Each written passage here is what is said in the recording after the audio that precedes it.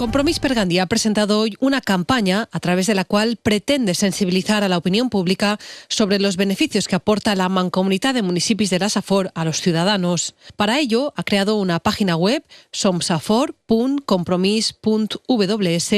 a través de la cual los nacionalistas explican qué es la Mancomunitat, qué servicios presta, qué va a pasar a partir de la salida de Gandía del ente comarcal, además de compartir con todos los usuarios de la web las noticias que se generen al respecto y permitirles expresar su opinión a través de la misma. Y es que, según apuntaba el secretario de organización de Compromís per la Safor, Jordi Puig, es necesario dar la palabra a los ciudadanos para que se expresen y al mismo tiempo incidir en los argumentos a favor de que la Mancomunitat siga prestando todos sus servicios. Hem de tornar a parlar de la importància de les comarques, hem de cedir-li la veu a la ciutadania perquè s'expresse, que diga la seva,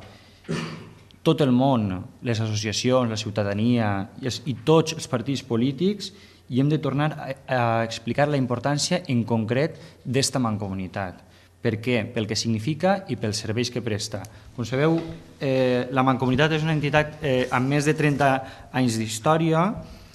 és una administració molt propera a la ciutadania, és una entitat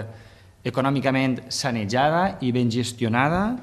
i tots aquests arguments hem de tornar a repetir-los i hem d'incidir en ells. Volem fer una campaña desde la base. La portavoz de Compromís en el Ayuntamiento de Gandía, Lorena Milvaques, le ha pedido al alcalde Arturo Torró que reflexione acerca del abandono de Gandía del ente comarcal y de paso le ha recordado que su amigo y presidente de la Diputación de Valencia, Alfonso Rus, acaba de conceder una importante ayuda a las mancomunidades de la provincia, una muestra, decía Milvaques, de que Rus sí cree en la utilidad de los entes comarcales.